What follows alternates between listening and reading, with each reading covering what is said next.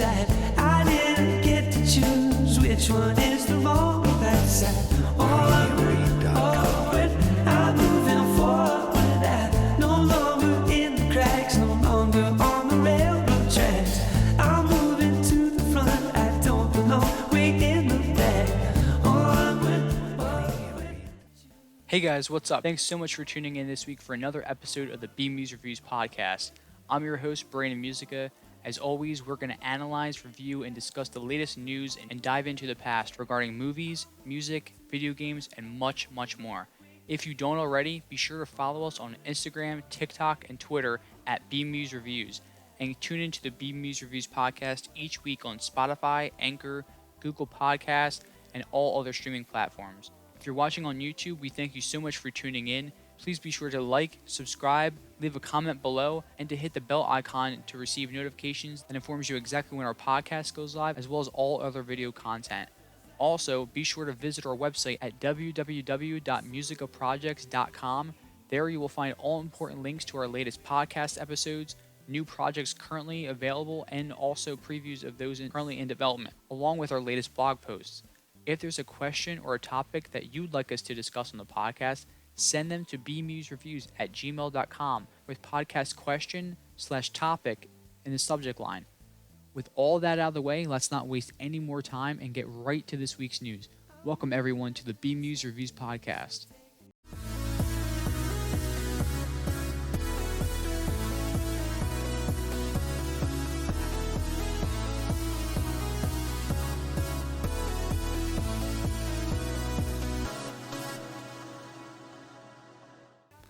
Alrighty, welcome back everybody.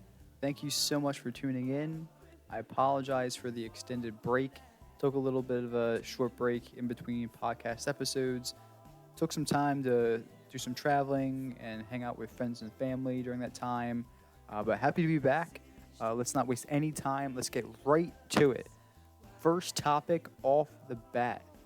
We're going to talk about some recent movie news. So, since our last podcast episode, for those of you who may not know, specifically those who may live under a rock, James Gunn, who is now one half of the controlling figures of the DC properties over at Warner Brothers, along with Peter Safran.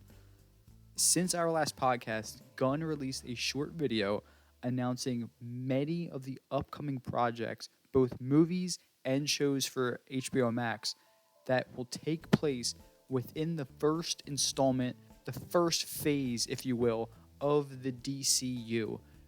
And it's entitled Gods and Monsters. Now, Gunn also specifically mentioned, projects like The Batman under Matt Reeves and The Batman Part 2, which is coming up soon, The Joker and Part 2 of that franchise, which is also in the works. Those properties will be under the, working title of DC Elsewheres. And so that right there automatically gives additional clarity to not only just the hardcore fans, but also casual fans as well that are wondering, hey, I'm seeing the Batman, and then I'm also seeing the Batman pop up in Justice League, and it's two different actors, and we're seeing a whole different storylines followed between the two. What's going on here? Well, that puts all questions to rest. And no, maybe not all, but at least some for now. Now, with regard to the projects that Gunn announced specifically, there are a ton, and we're going to get into them right here. So Gunn announced The Authority, Batman, The Brave and the Bold, and there's also currently reports that Ben Affleck will be the one directing that project, which is extremely exciting to know that Ben Affleck will finally get the redemption and his opportunity to direct a DC project. The fact that it's also a Batman project, not shocked, but also at the same time, just the fact that it's even in the possibility, although it's just reports, nothing is in stone yet. Just the fact that that's being reported, had to let that be known, and super excited at that prospect. Other titles that Gunn announced in his announcement include Supergirl, Woman of Tomorrow, Swamp Thing, Creature Commandos, Waller, Booster Gold, Lanterns, and Paradise Lost. Now, some of these titles specifically, when Gunn went into detail about the short premise of what a lot of these projects entail. Specifically, Waller, just the fact that we're gonna have an entire series dedicated to that character that's played by the one and only Viola Davis. Hands down, one of my most anticipated projects on this list. Just the fact that Viola Davis is continuing to come back for that role. Not only is she a perfect casting, but she's a phenomenal actress. Just anything that she does. If you haven't seen The Woman King already, I think it's on Netflix. Do not waste any more time. Watch The Woman King immediately. Could not get enough of her in that movie. Any role we get the chance to see Viola Davis on screen, it's a win. All the projects too, like Paradise Lost, very, very interesting. It seems like it's going to be a very, Game of Thrones, and or like Nordic style, gothic, and very much story driven. And it's going to be a very much grounded show, which I think is very, very unique. And also Booster Gold, for those of you who don't know the premise of Booster Gold, it's pretty funny. Interesting character. Booster Gold is an individual who travels back in time with a bunch of the technology that he has at his disposal in the future, brings that all back in time, and basically flaunts as a superhero. A lot of comedy could be brought into that show, and James Gunn, I think, could just take the ball and run with it. Really, really excited to see who they cast in the role of Booster Gold. I mean, if they go full-on comic to the translating to the screen, I mean, you could think Glenn Powell could definitely knock that out of the park. There's tons and tons of actors that would, I think, jump at the opportunity to be Booster Gold. Really excited to see who they put in that role. A lot of these projects are exciting, to say the least. Really curious to know what your thoughts are, though. Out of the upcoming projects that Gunn announced, which projects are you most looking forward to seeing? Be sure to comment below if you're watching on YouTube, and as always, be sure to write to us and let us know your thoughts. All right, our next topic today, getting into some new trailers. And I think that you'll find that these movies have one thing in particular in common. The first trailer we're going to talk about today is Haunted Mansion. I cannot wait for this film. If you tuned into our episode, I think it was our last episode, if not the episode prior to that, before our break, I got a chance to talk about some of my most anticipated movies for this year, and Haunted Mansion was number 10 on that list. A lot of you may be shocked that it made the list. I think this trailer, at least for myself, cemented why this movie made the list. Even though Guillermo del Toro never got the chance to direct this film as originally it was in place, he at least did get a chance to have a hand in the script, and I think it shows immediately upon watching this. This is a great, at least from even just the teaser trailer, what we've seen, this is a great gateway horror film for all ages. And this is something that families can go see. Same with, with any Marvel movie, with the mature content at times, especially with some of the language and the violence. This, minus the superhero aspect, the supernatural element is still in existence here. Just turn to the dial of horror. And with having Guillermo del Toro involved, I mean, it instantly translates to the big screen. And I cannot wait for this film. For those of you who do not know, the premise for this film reads: a single mom named Gabby, played by Rosario Dawson, hires a tour guide, a psychic, a priest, and a historian to help exorcise her newly bought mansion after discovering it is inhabited by ghosts. This film also stars Danny DeVito, Owen Wilson, Jared Leto, Tiffany Haddish, and Jamie Lee Curtis as Madame Leota. Now, Jared Leto and Jamie Lee Curtis we do not see in the teaser trailer. I'm sure that they're going to save those characters, and many more for the full-length trailer, which honestly I don't need to see. I'm definitely going to check it out when it comes out, but just this alone really captures my excitement. I cannot wait for this film. It looks awesome. Haunted Mansion is hands down my favorite Disney ride. Love going to Disney and going on this ride first thing. You know, it's Disney's horror element, and I'm really looking forward to seeing this film when it hits the big screen. It's definitely a summer movie for sure, and excitingly enough, it actually did get moved up, which I did not realize until seeing this trailer. The film was originally set to release on August 11th, but is now set to release this summer on July 28th. Definitely cannot wait to check it out. What are your thoughts? Did you get a chance to check out the new poster and the new teaser trailer? If not, definitely be sure to check it out. If you did get a chance to check it out, what were your thoughts? Definitely be sure to write to us and let us know. All right, on our next trailer today, sticking with the main theme throughout these trailers, if you haven't caught on already, it's Owen Wilson. The other trailer that was released recently, his upcoming movie entitled Paint. The premise for this film reads, in Paint, Owen Wilson portrays Carl Nargle, Vermont's #1 public television painter who is convinced he has it all, a signature perm, a custom van, and fans hanging on his every stroke, until a younger, better artist steals everything and everyone Carl loves.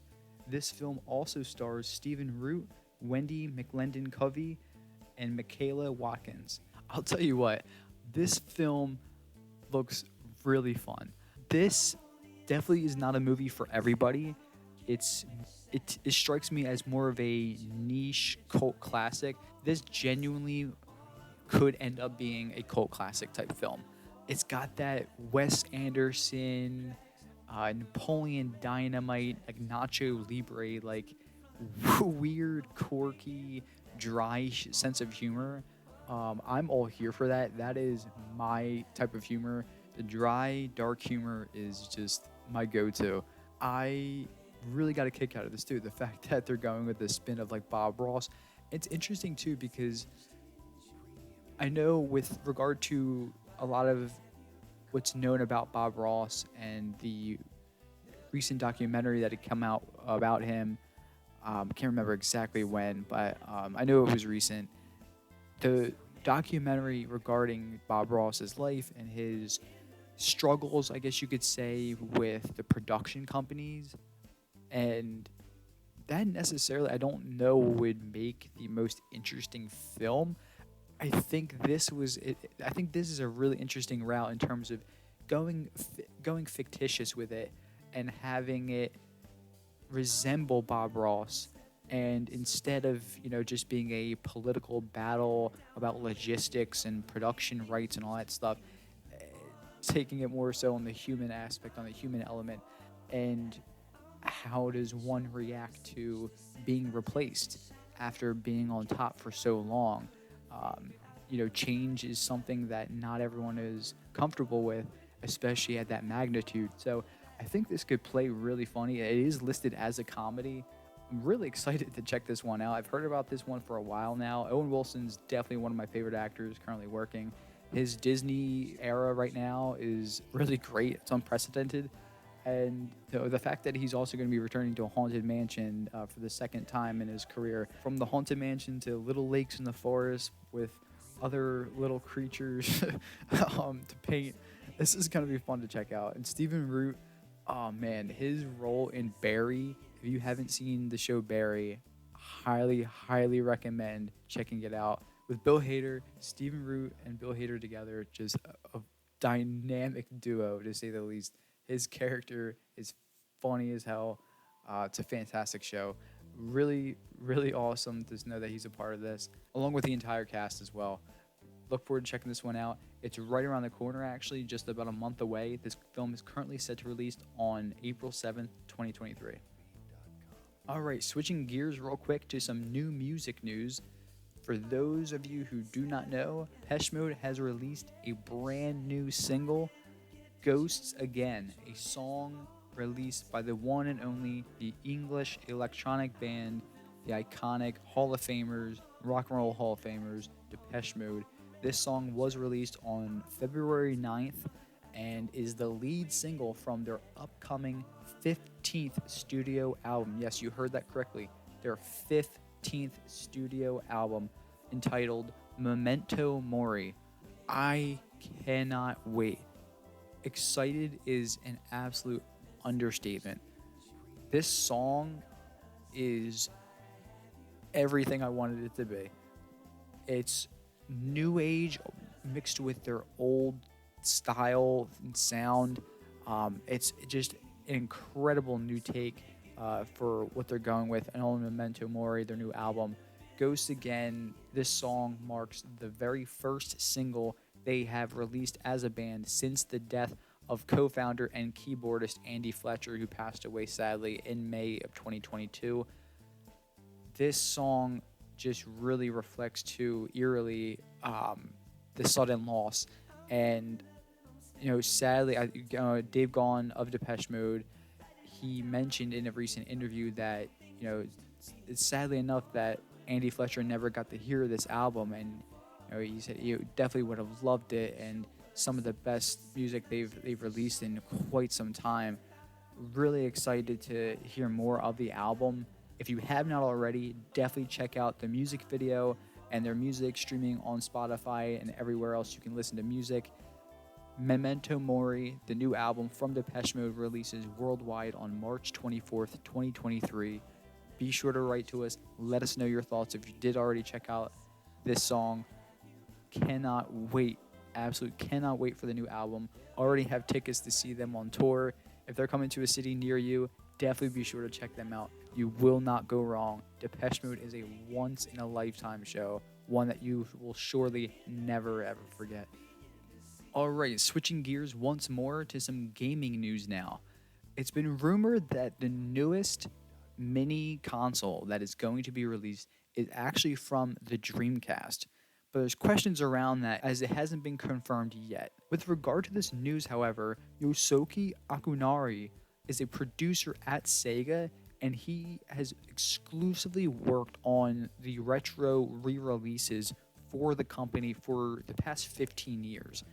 And considering his recent interview with Famitsu, that the next Sega retro console that could actually be released, potentially, is the Dreamcast.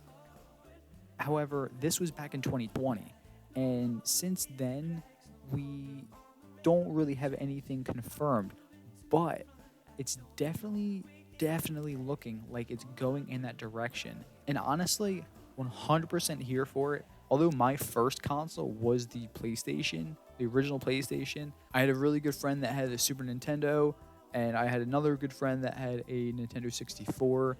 So those were the three main consoles that I grew up playing the most.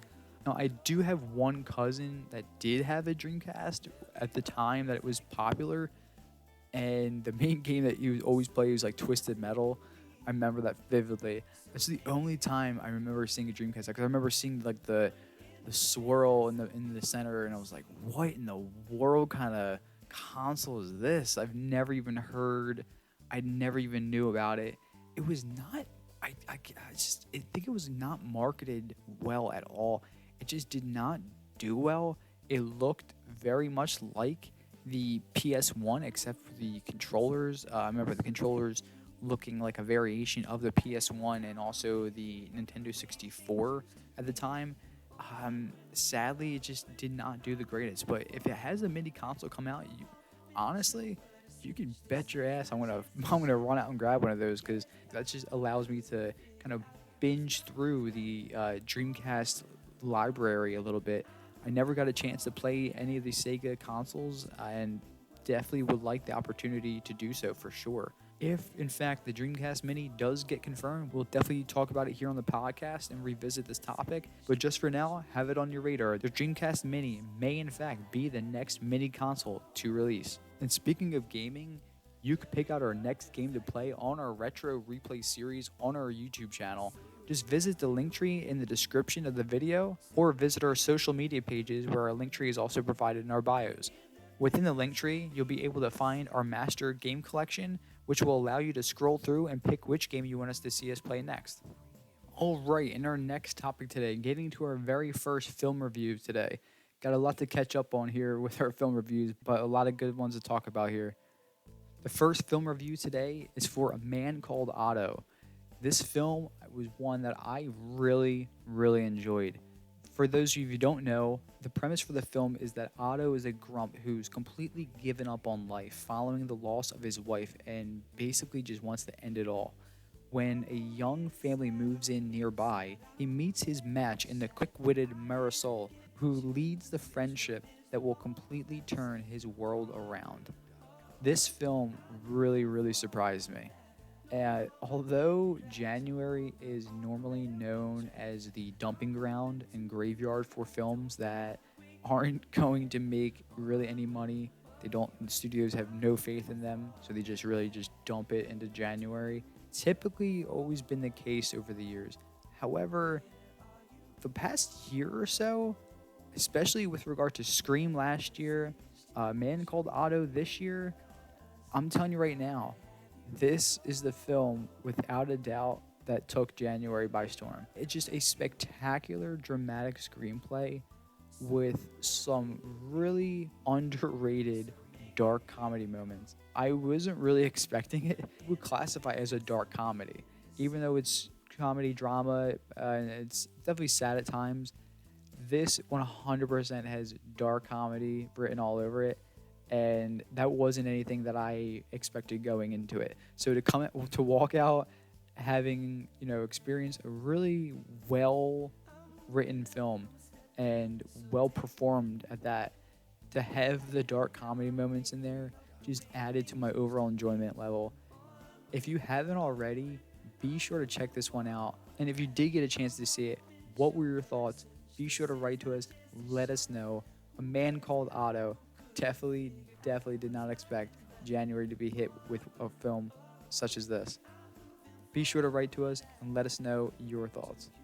All right, our next film review today was for Missing. This film stars Storm Reid and Nia Long.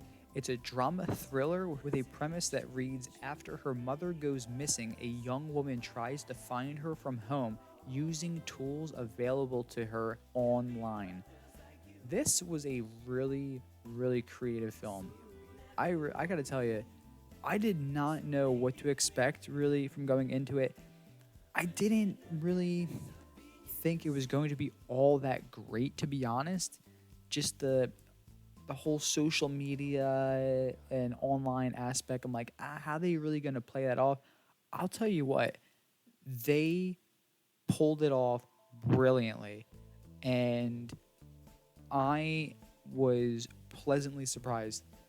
This film has not only strong performances that are delivered by both Storm Reid and Nia Long, but the creativity from Nick Johnson and Will Merrick and the entire crew that worked on this film. Too many to name, but everyone involved cranked it up to 11. In the words of Nigel from Spinal Tap, they cranked it up to 11. This film was not only genuine fun, but it delivers some real thrills, and it's a fun ride. It's just a fun ride. From beginning to end, I was really, really blown away, to be honest. The creativity and the choices that were made really added to the entertainment level of this movie. And I was following the story with ease and found myself interested in what was going on with the characters. And that was the one thing I was worried about. Am I going to genuinely care about any of these characters or the story itself? And I did. I did care about both. And that's something I truly was not expecting going into this film. But pleasantly surprised, as I said. If you haven't already, be sure to check out Missing. And if you did already get a chance to check it out, be sure to write to me. Let me know what your thoughts were. All right, next film review today is for Living. Got the chance to see this during an afternoon matinee showtime by myself in the theaters. I was 100% immersed in this film. 100% immersed. This film is truly like a poem. And I actually wrote in my review on Twitter, like, this film truly is a poem in the purest form. It's a symphony just the way everything flows together in just pure cohesion between the performances, the costume and setting, the score. Everything about this film was brilliant. I love the creative choices to have this film mirror the cinema of the 1950s. At first, I wasn't even sure I was in the right theater, and that's always the best part. Is I'm like, okay, I walked in the right theater, right? Like, I want to make sure I'm seeing the film that I intended to see today. Sure enough, it was. It took me a second to understand the brilliance of really what they were doing. Such extraordinary performances throughout. Bill Nye, just absolutely 100% deserving of the Oscar nomination, and definitely a true contender for it as well.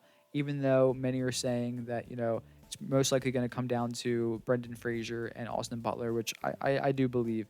Hands down, though, Bill Nye is a transcending actor in terms of what he brings to the big screen and demands from those around him on screen to remotely keep up. And that's honestly just a true testament to his acting ability and the way he presents himself on screen in all of his characters. Specifically this one, though. This was truly one that you could, if not empathize, at least definitely sympathize for sure with the character and the emotional toll throughout the film. So if you haven't already, do not waste any time. Go see this film. If you did get a chance to see Living, be sure to write to me. I'm curious to know what your thoughts were.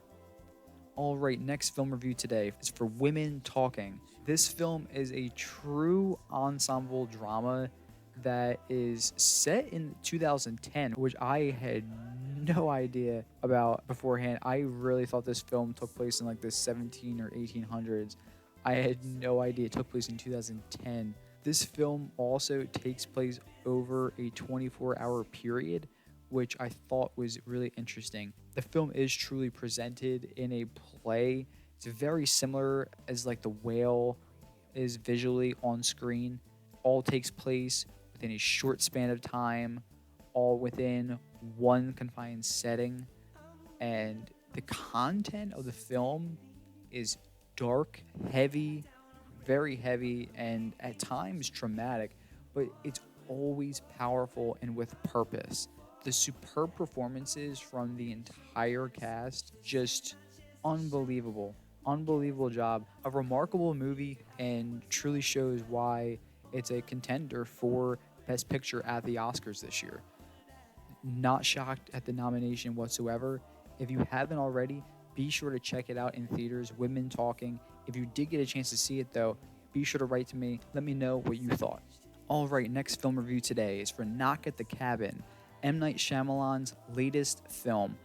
An intense thriller. I was not sure what to expect going into this film. Not gonna lie, my expectation and excitement level took a dramatic hit when I read the book. I read the book thinking and expecting it to be one thing, and it wasn't. I'm not going to give anything away if you have not read the book and or seen the movie. Although the book and the film are different in a few instances, some majorly so, I'm not going to give anything away. It's just that, shockingly enough, and this is definitely a rarity, I think, for, I would say, most people, is that I found myself enjoying the movie more than I enjoyed the book. I read the book, and after reading it, really wasn't satisfied with the ending, and that was just me. I didn't really like it, and I was kind of disappointed in what I read. And that was the first time, honestly, that I've ever read a book all the way through and was like, I don't really think that I like that at all. And I wasn't expecting that, and so I think going into seeing this film, my expectations and my excitement level kind of just took a dip, and overall, I came out liking this film more than I wound up liking the book. And does that mean that this film is phenomenal? No. I definitely think that it had its flaws for sure, but also at the same time, when you have such source material, which I really did not like personally, I really can't blame them for making, not the greatest film. And some people might not like this film at all, and I can understand their viewpoint.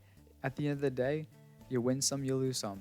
And is this one a winner? It's subjective. It's I think it's a case by case basis, as with all movies. So at the end of the day, I still recommend checking this one out for yourself. And also, I was expecting more of more twists and turns, especially with M Night Shyamalan being the director. I was expecting that classic M Night Shyamalan twist, and there wasn't. It doesn't take place in this film. Doesn't mean that it's not thrilling and it's not suspenseful and surprising at times. It 100% is, but at the same time, I was expecting I think a little bit more. Even though I didn't go in with like crazy expectations or anything like that, my excitement level did take a hit after reading the book. Like I said, I was expecting at least a little bit more from this film, and didn't really get it. But with that said, still recommend checking this one out for yourself. If you did get a chance to see Knock at the Cabin, be sure to write to me. Let me know what your thoughts were. All right, our next film review today, Ant-Man and the Wasp: Quantumania. Got a chance to see this science fiction epic, the latest Marvel installment for the MCU, the third Ant-Man film in the respective Ant-Man franchise. Although some jokes I would say are misplaced, specifically the use of MODOK, which I was pretty disappointed in. I'm not going to go into any spoilers or anything like that if you have not seen the film, but just know Jonathan Majors has arrived as the MCU's new major villain. I'm 100% here for it. I just wish that some choices weren't made, and I wish that others were. I'll leave it at that. It's very vague, I know. Overall, though, I did enjoy it. I think with my expectations and my excitement level for this film, I didn't meet that. And that's something I think with Marvel movies specifically, with the amount of trailers and the amount of hype that gets surrounded in media and marketing and promotions, I just think a lot of the times, more so recently, the films and the shows haven't lived up to the expectations that are really developed organically through those promotions and ultimately through the first few phases of the MCU. I mean, after you get Endgame, it's really hard to continuously meet that bar and to exceed, to push that bar further. And it's not easy to do whatsoever. And so I think that ultimately the MCU will course correct, and I think we'll see them get back on track. Guardians of the Galaxy Volume 3 coming out in a few months, and then having ultimately the Marvels and Thunderbolts, the new Captain America, and much more coming out soon. Fantastic Four.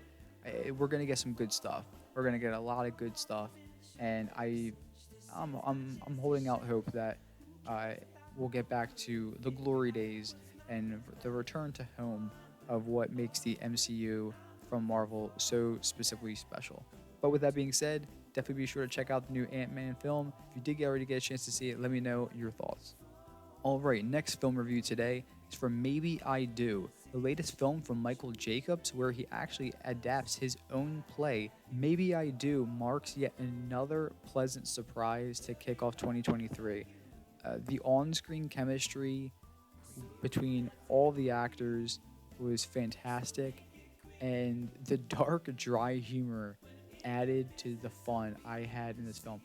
This was really unexpected. I wasn't with the romantic comedies. A lot of times you never know what to expect, except for obviously the romantic tale in some capacity with between two characters, if not more.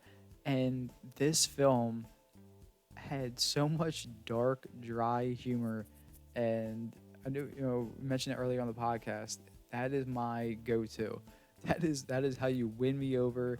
That's how you're gonna get me to enjoy the film a lot more than I definitely would have originally thinking so going into this film. And I'll tell you what, if you have not already, be sure to check this one out. This is a big, big win for romantic comedies in general.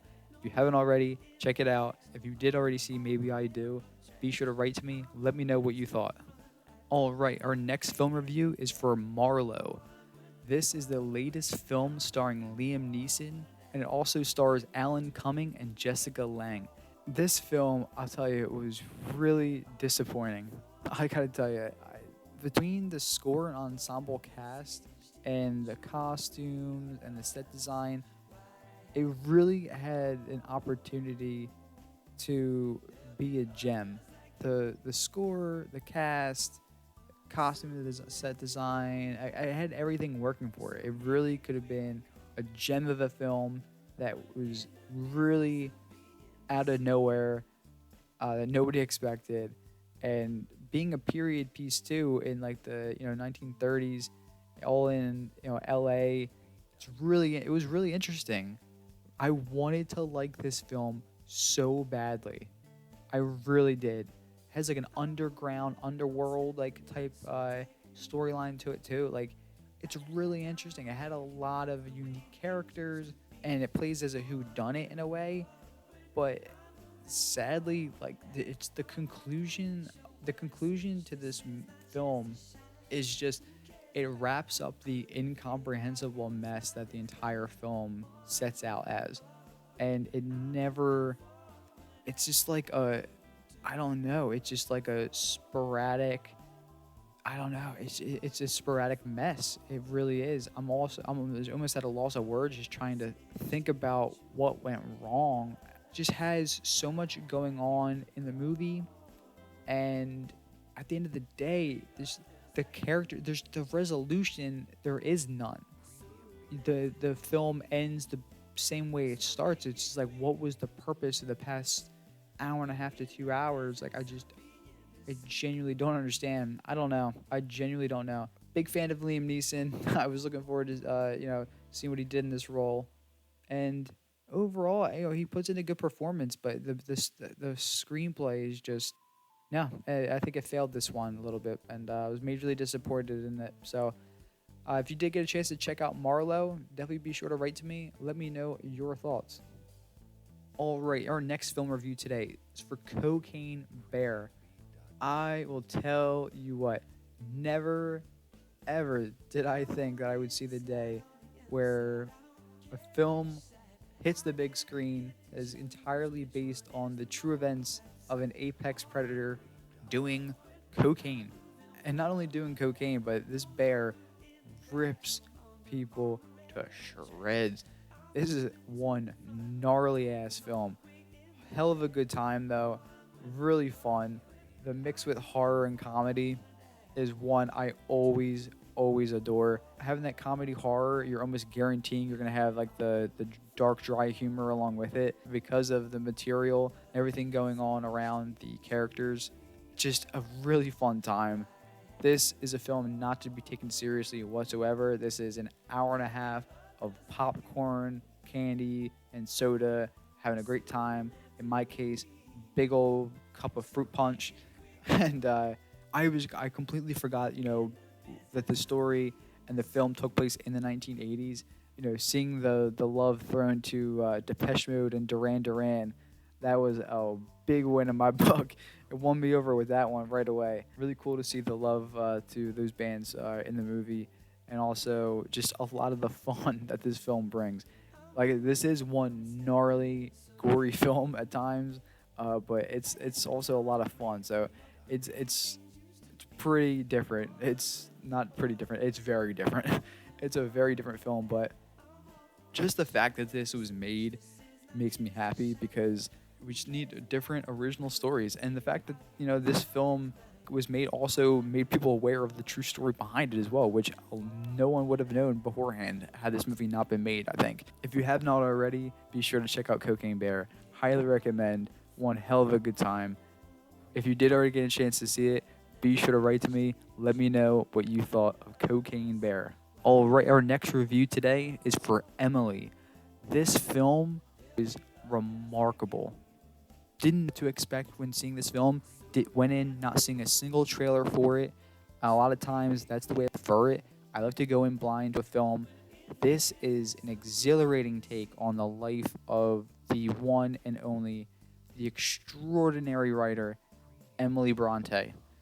Now, this film is heartbreaking as it highlights the not only vivacious but sadly short life of Emily Bronte. For those of you who don't know, she composed some of the most iconic works in all of English literature. This film is dark, it's twisted, it's different, a very dramatic tale, but one that although it's a reimagining in a sense too, it adds elements of her life that are not confirmed. It's still very much entertaining and I think, honest and sincere tribute to truly the extraordinary writer that Emily Bronte was and is still known as today. If you have not gotten a chance to see it, definitely be sure to check out Emily in theaters. If you did get a chance to see it, be sure to write to me. Let me know your thoughts. All right, and our final film review of this podcast episode will be for Champions. Got a chance to attend an early access screening. Went to the Regal Movie Mystery, and it turned out to be for Champions. This film stars Woody Harrelson, Caitlin Olsen, Ernie Hudson, and Cheech Marin. The film provides a ton of laughs, and it's a really, really great time. But not only does it provide a ton of laughs, it's met with even more heart and sincerity, which I was really hoping for going into it, and it delivers tenfold. I loved this film. I had a great time. I know that you will too. I can tell that Woody Harrelson really, really loved working on this film, as did everybody. This is truly a movie to be proud of, that you had the opportunity to work on. When watching this film and seeing Woody Harrelson coach a whole team of individuals with intellectual disabilities, and some of the challenges that come along with that, specifically from other people, and the way that our society is just very hateful in a lot of ways, sadly, and how do we combat that? And to see Woody Harrelson take on that role, I think was just fantastic. He did an excellent job in his character, and seeing him in this role coaching basketball, it made me think of my time coaching baseball for individuals with disabilities. Just how great of a time everybody always had, and just thinking about the great experience that was, not only for myself, but for everybody involved, all the athletes, all the families, and just the great experience that you can look back on forever. Nobody can take that away from you when you provide that sort of happiness. You can't take that sort of happiness. You cannot put a monetary value on the happiness that provides other individuals, specifically their families too. It's just really, really awesome to see. It was just really awesome to see individuals with disabilities get the spotlight and to truly be known and truly be referred to as what all individuals with disabilities are, champions. And I think it's a perfect title for a perfect notion. And if you did not get a chance to attend the Regal Mystery Movie, definitely be sure to check the Champions out when it hits the big screen everywhere March 10th. Do not miss out on this one. All right, and to end this week's podcast, instead of ending with a top 10 list as we typically do, I wanted to take this time to pay tribute to an artist that we recently lost, Mr. Burt Bacharach. Mr. Burt Bacharach, for those of you who don't know, was an American composer, songwriter, a record producer, and also a pianist who is widely regarded as one of the most important and influential figures of all 20th century popular music. Burt Bacharach had over 1,000 different artists record his songs, over 1,000 different artists. And he wrote 73 US and 52 UK top 40 hits in his lifetime. Mr. Burt Bacharach passed away on February 8th, 2023 at the age of 94. May he rest in peace.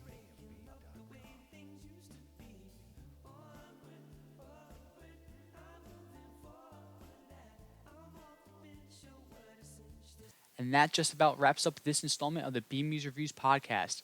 I'm your host, Brandon Musica. Be sure to follow us on Instagram, TikTok, and Twitter at BMuz Reviews, and be sure to listen every week on Spotify, Anchor, Google Podcasts, and all other streaming platforms. If you're watching on YouTube, be sure to like, leave a comment, subscribe, and hit the bell icon to receive notifications that inform you exactly when our podcast and all other videos are out. And as mentioned, be sure to visit our website, www.musicaprojects.com. There you'll find all the links to our social pages, links to our latest podcast episodes, and also be able to read our latest blog posts as well. We'll be with a new episode of the BMuz Reviews podcast, so stay tuned for more. And as always, in case I don't see you, good afternoon, good evening, and good night.